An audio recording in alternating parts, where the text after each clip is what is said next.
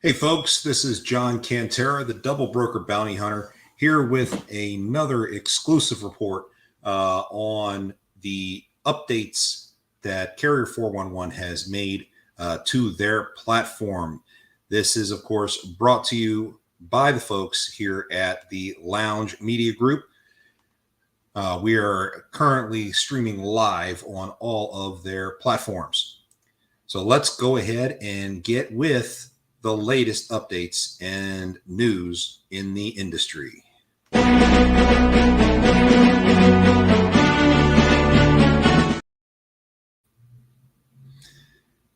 First off, happy to report that the ILA strike has officially been suspended. ILA workers did return to work after 50,000 walked off the job back on October 1st, dealing with a pay dispute where the U.S. Maritime Alliance was offering in their master contract a 40% pay increase over a 6-year term period. ILA was seeking a 77% increase, citing massive increase in profits to the USMX and that they have enjoyed since the COVID era. Tentative agreement was reached Thursday evening, setting a pay increase of 62% for the ILA. So ports on the U.S. East Coast and U.S. Gulf Coast did reopen this morning.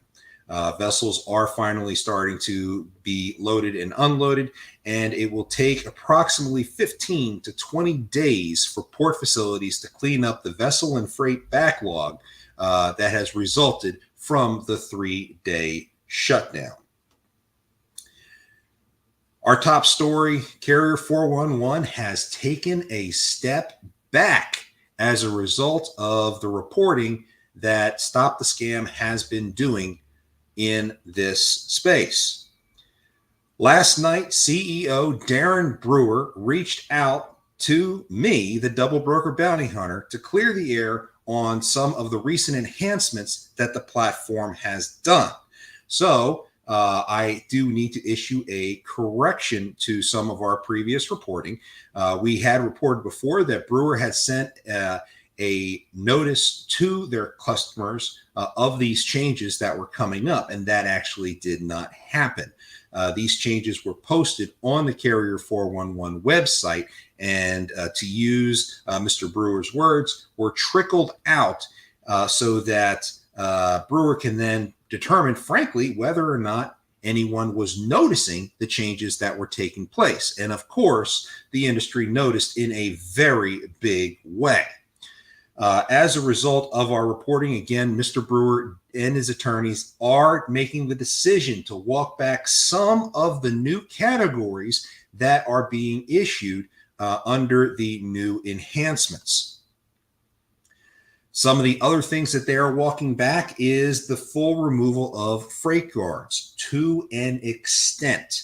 So freight guards will be fully removed as if they did not exist if the carriers and the brokers reach an agreement within the 72-hour response period for the freight guard.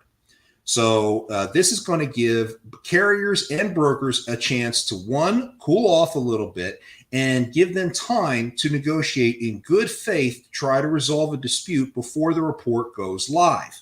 Okay, so carriers are encouraged to approach brokers to seek settlement in a claim in a calm and rational manner. Again, this is goes back to the entire concept of harassing the brokers.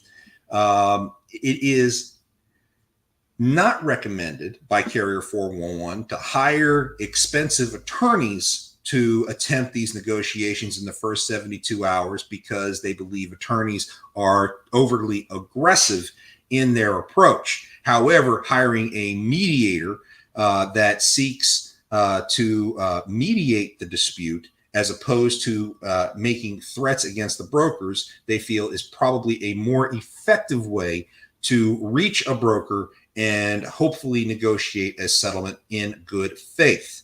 Please note that that 72-hour period begins as soon as the freight guard is issued. And as soon as the freight guard is issued, the carrier 411 system is sending emails out to the safer email address,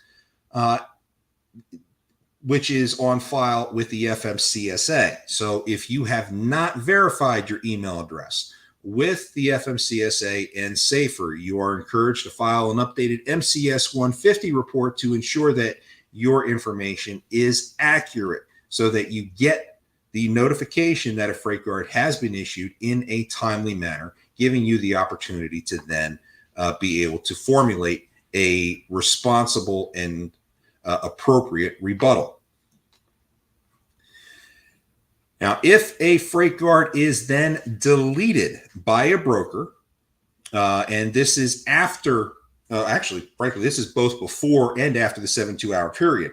As we reported before, the freight guards are permanent after that 72-hour period. They go into a deleted status. Okay, in that deleted status, the broker identification is removed. What is going to be there, though, is the reason for the deletion. Mr. Brewer has identified 6 specific reasons that brokers are required to identify one of these as the reason for why a freight guard is being removed. This is both before for pre-72-hour period and post-72-hour period. And this includes issues being resolved amicably, which for all parties involved is the ideal solution. Okay. The second one is unspecified reasons. The third is because of an internal review. The fourth is a case of mistaken identity. Fifth being legal action or dispute resolution. And this is if a lawsuit had actually taken place and had been resolved. And business considerations. Now, keep in mind, these 6 are not yet firm, and the definitions of the 6 are not yet firm. However, at some point today, Mr. Brewer did say that he was going to clarify these categories and get the information out to Carrier 411 customers as to how to resolve these issues should a freight guard be resolved both before and after the 72-hour period expires. Carrier responses are also going to require acceptance of geolocation reporting. So for those who understand the Carrier 411 process, that 72-hour period is really for the carrier to provide a formal response on the platform. You have a limited number of characters that you can provide that response. So you have to be very careful in the wording that you use to make sure that every available character space is done to best express a carrier's defense. But as part of that defense, they are using pinpoint geolocation reporting. Now, this is designed to identify if the response is being issued from an overseas entity, which would give Carrier 411 staff a exact street address as to the origin of the response anywhere on the planet. Additionally, carriers can elect to disable the geolocation. However, it is going to be very widely considered that disabling the geolocation for a response is tantamount to potential of fraudulent activity, thus reducing the odds of potential good faith negotiation between the carrier and the broker if a resolution is to ever be achieved. Carrier 411 is considering removing the following categories from the freight guard accusation list. Again, these changes are not firm, but this is direct from Mr. Brewer and his attorneys. Legal threats are expected to go away. Filing a lawsuit is also expected to go away. These are 2 of the new categories that have been added to the platform. So we do expect these to go away sometime today. We are also expecting unethical business practices, which is one of the old categories, to go away, as well as fraudulent activity. According to Brewer and his attorneys, these 2 particular categories they feel are fully encompassed in the new categories that have been added to the platform. Call it a modernization, if you will, of the Carrier 411 Freight Guard reporting platform. We will be discussing more elements of the exclusive interview that Mr. Brewer gave me last night on our live show on Monday, October 7th at 5 p.m. at all of the Lounge Media Group outlets. We do invite the public to please pay attention to that broadcast and feel free to ask questions. We will be taking questions from the audience at that time and try to answer as many questions as possible as to what the new procedures are and how best to deal with those procedures. With that being said, we over here at Stop the Scam are exceptionally proud of the fact that we have made a difference in dealing with this particular issue. It is, according to Darren Brewer, it is our reporting that gave them a moment of pause to allow them to rethink certain aspects of these enhancements. Did they walk everything back? No, they did not. Are they going to make freight guards a permanent fixture on a carrier's profile? Yes, they are, if the freight guard exists past the 72-hour initial period. But the fact that they have made these small changes do give carriers, those who are wrongfully accused, a modicum of hope of trying to be able to clear their name if they are not guilty of whatever the accusation is. It is very much recommended that carriers pay attention to what's going on within their own businesses. If you feel that you have an issue brewing with a broker, communicate, because that open communication may very well prevent you from being in a position where you have to defend yourself from a freight guard. With that being said, we're now going to go ahead and continue on to part 3 of our original report. Carrier 411 declares war on carriers, despite the fact that they are walking back some of the procedures. The reason why we are posting this part 3 is because we need carriers and their dispatchers to understand what they have to do to avoid accusations under the new categories. So we're going to go ahead and break into this now so you guys can have an understanding of how this plays out. Again, to recap parts 1 and 2, on October 1st, Carrier 411 changed the Freight Guard program in order to make reports permanent on a carrier's profile. They have also enhanced the program, adding 16 new potential accusations. We now know that is 14 new accusations for brokers to report against carriers in Freight Guard report format. And Carrier 411 is also claiming to be protecting its customers when, frankly, in our opinion, they are opening their customers up to open-ended liability. That is something else that we intend to discuss on our live broadcast on Monday. So, folks, what we need to understand is that these changes at Carrier 411 are not going to go away anytime soon. There is no sign of Carrier 411 fully reversing the recent policy changes, though thankfully, they are reversing a couple of them, which does give us a little bit of hope. Mind you, a lot of this was actually written last night, but they now have commented as to some of the changes they've made. But they are indicating that they are not straying away from their protections under Section 230 of the Communications Decency Act. Carriers and dispatchers absolutely positively need to understand the newest change.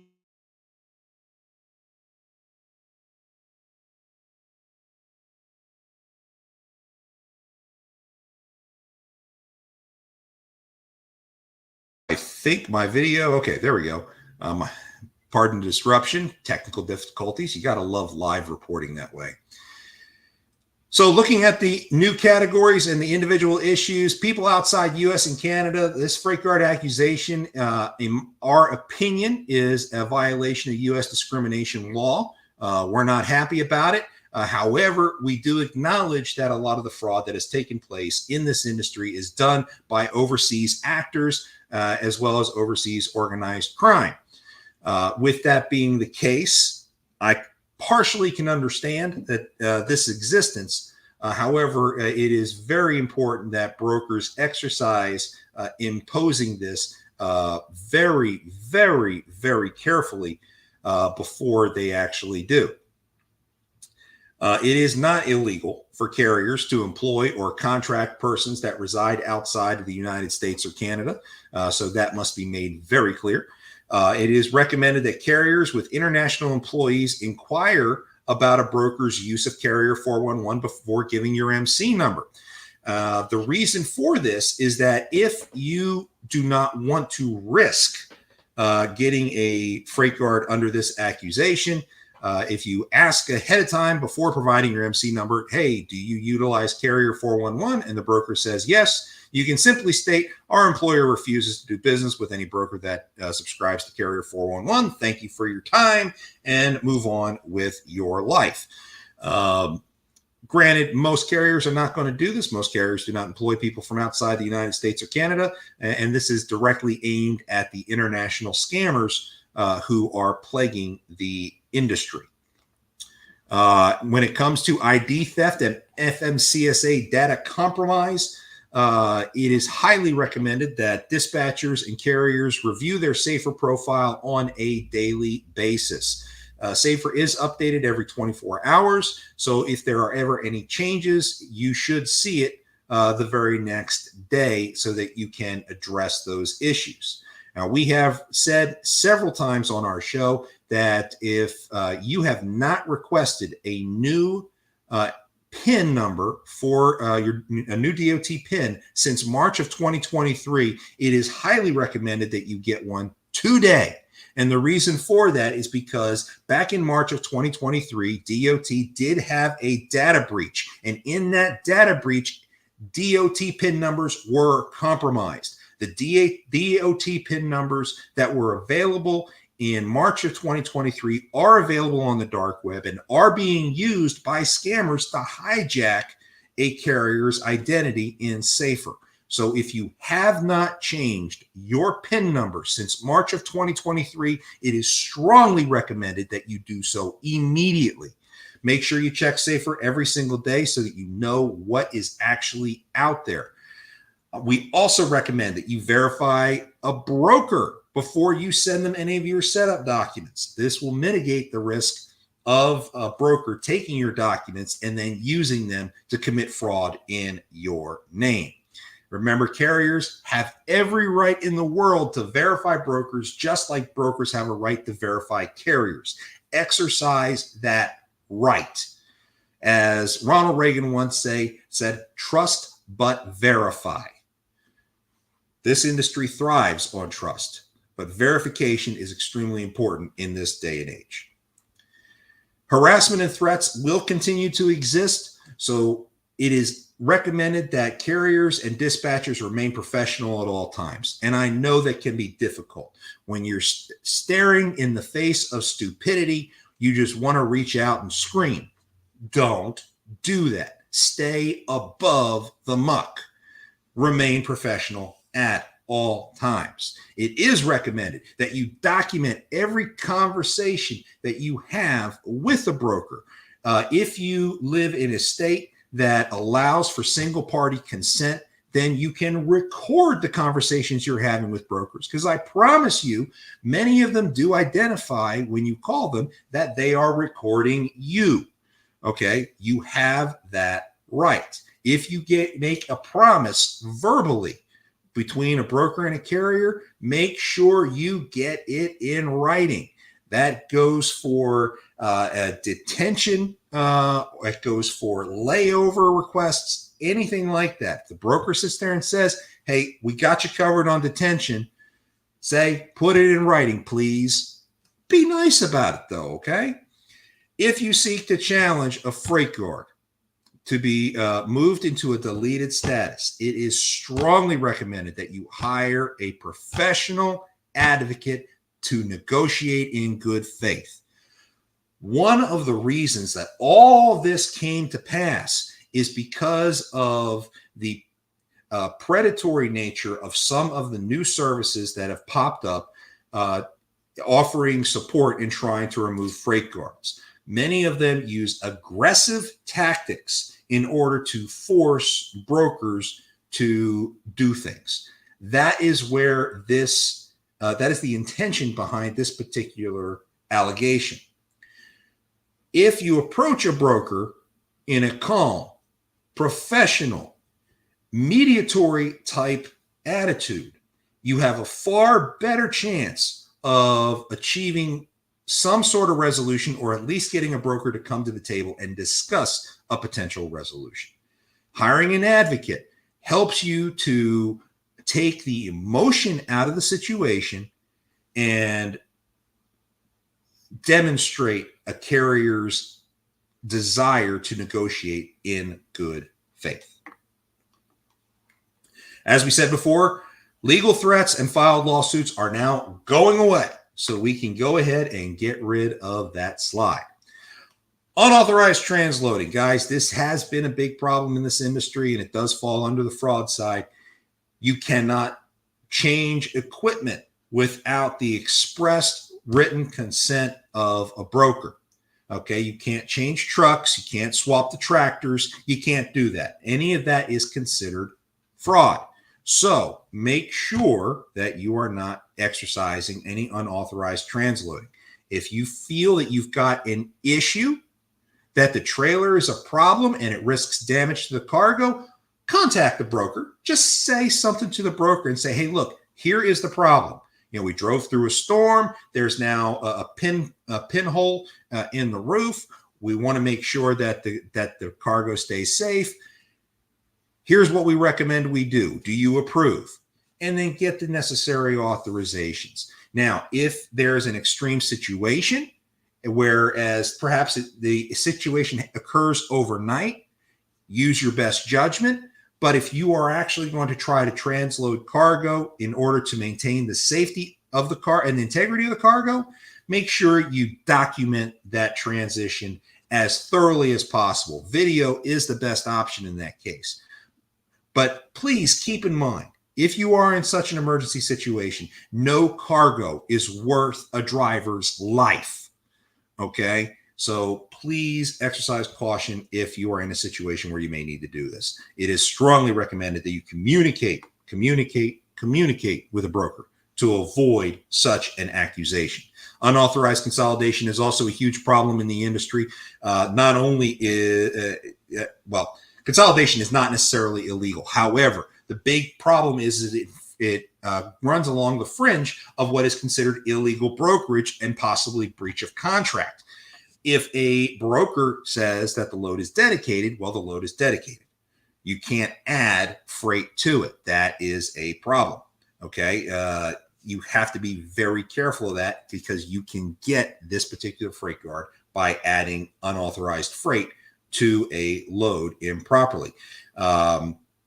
Carriers who hire other carriers to then grab freight from around a region, consolidate it at a warehouse, to then throw it on one truck to go across the country. That's a problem as well. That's another form of consolidation. If it is done without the broker's authorization and knowledge, boom, that's going to be an accusation of illegal brokerage right there. So you have to be very careful about these things. If you are transparent about your operations, you have nothing to worry about under these accusations. If you refuse or stop tracking, I tell this to my carriers all the time: be proactive. What I do when I am dispatching a truck is I double check with the broker about an hour in to make sure that tracking is still active. And I double check at least once or twice a day to verify that tracking remains active.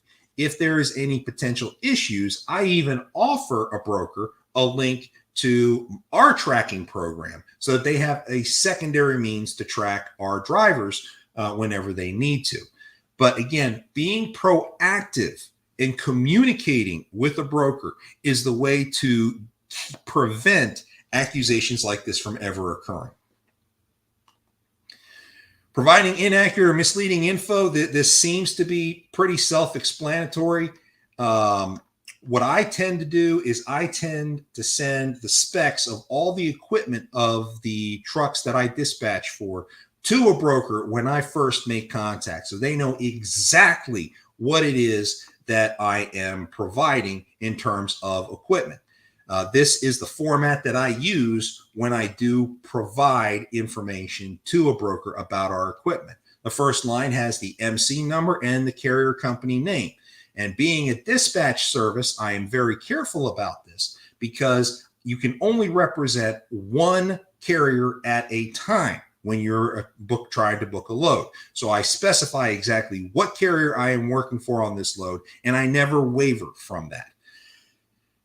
Second line is the equipment type, including features, capacities, and limitations. Third line is where and when the truck is going to be empty. Fourth line, what time I believe we can pick up based on when I'm expecting to unload, or I acknowledge a posted appointment date if it's listed in the posting.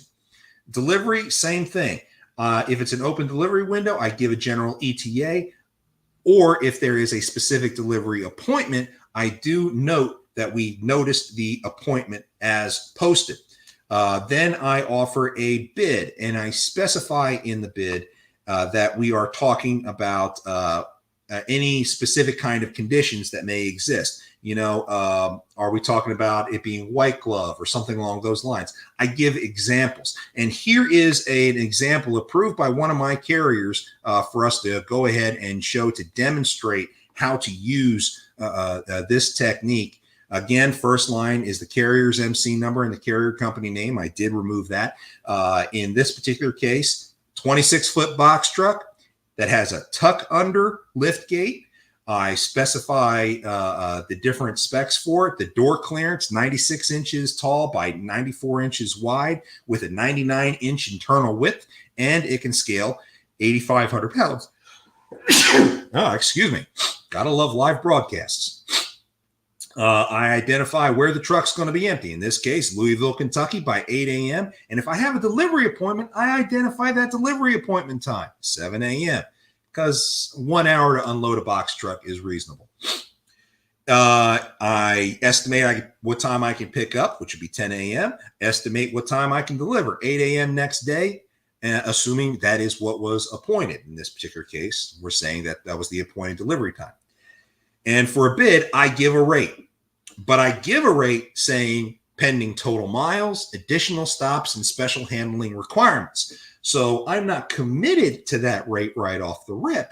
If the broker then comes back and responds with different requirements, I'm now in a position where I can go ahead and modify my rate to meet those requirements. But the broker is fully informed immediately as to what it is that I am providing. And that is what is important to many brokers out there. So dispatchers, strongly recommend you go back, review this video, take a screenshot of this, and use this to help represent your carriers more appropriately. I also put in there, and this is something that's recommended by the FMCSA, if you are a dispatch service, okay, I do include a disclaimer in the signature block of my emails, identifying myself as a dispatch service. This way, the broker knows that I am operating under power of attorney to represent the carrier that I'm representing. And I affirm in the disclaimer that I will not repower the load with another one of my carriers without expressed written consent of the broker of record. And we also encourage every broker out there to verify our authority to book loads on behalf of that carrier by contacting the carrier's safer listed contact sources. For fraudulent documents, broker carriers and dispatchers, if you are asked to provide a COI with a certificate holder, I would strongly recommend you do two things. One, copy the broker on your email request to your insurance agent. That way your broker knows you are seeking the information they provide. Two, have your insurance agent send a copy of the updated COI direct to the broker. whether that be copying both you and the broker in or what have you. But make sure that comes from the agent, because then if the documentation is false in any way, shape, or form, it's not the carrier's problem. It is the agent's problem for committing insurance fraud. So keep yourself protected from issuing out potentially fraudulent documents. So if you are a dispatcher, make sure you verify all of the company documents you receive before you even start working with the carrier. Make sure that the authority certificate that your carrier gives you is valid. I cross-reference that with the information on Safer to make sure that their authority is still active.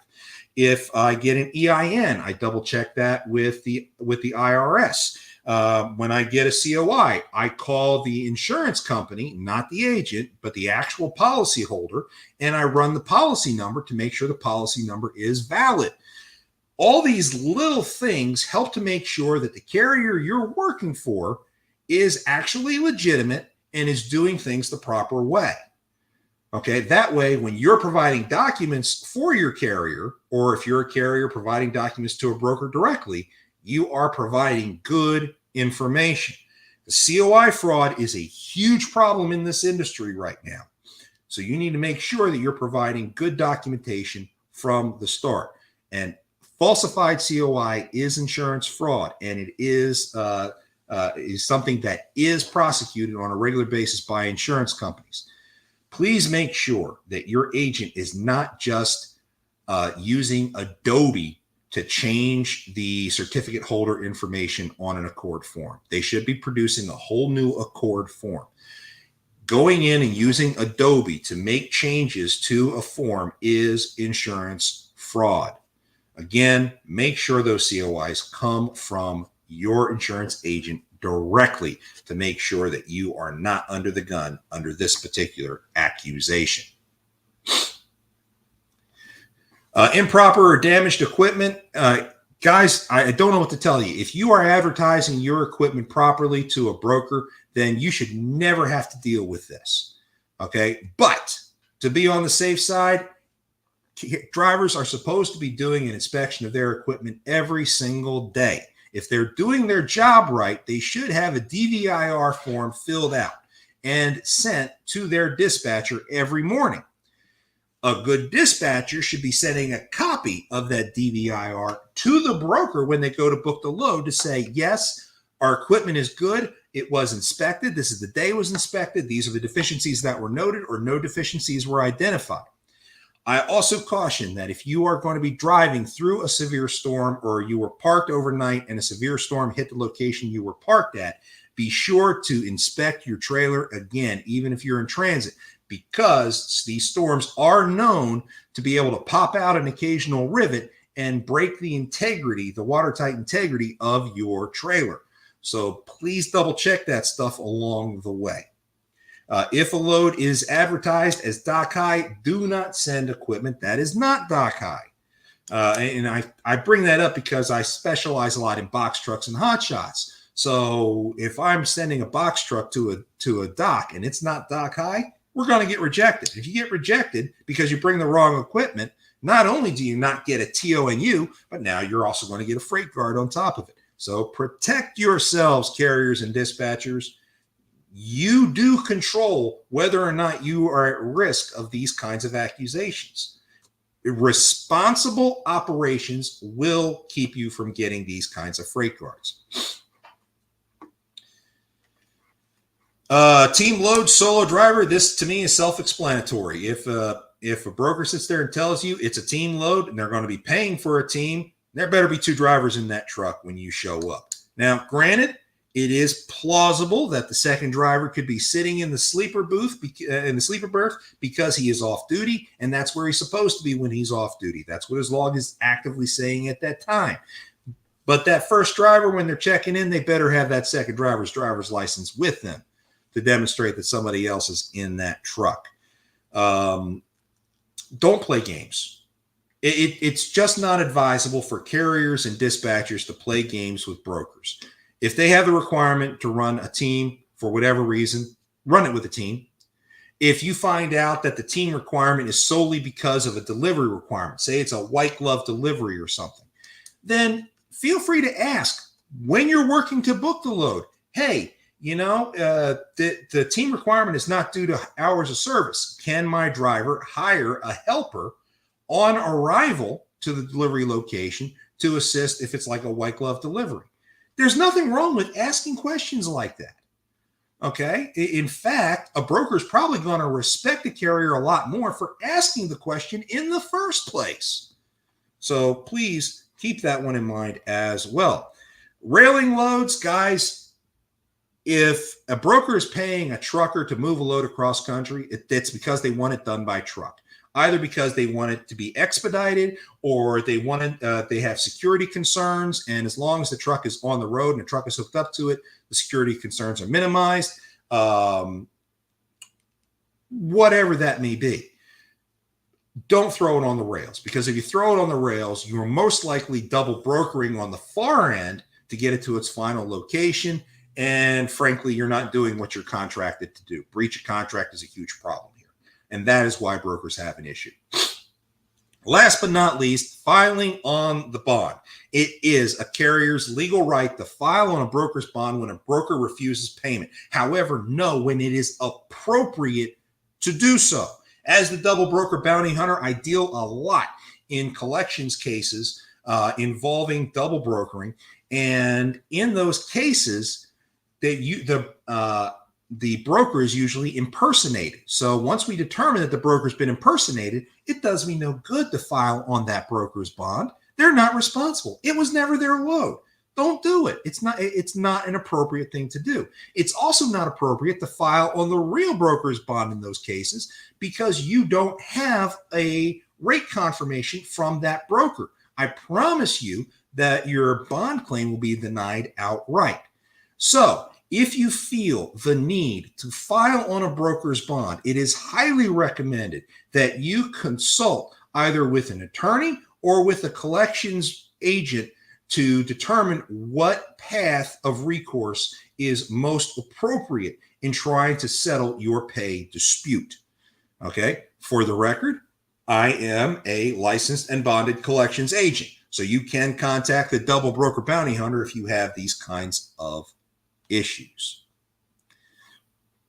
There is some merit to these new categories. As I said at the top of our broadcast, the new categories are a modernization of the existing ones on the Carrier 411 platform. So these clarifications and extensions of these old categories really do a good job of meeting current day situations. I don't agree with all of them, folks.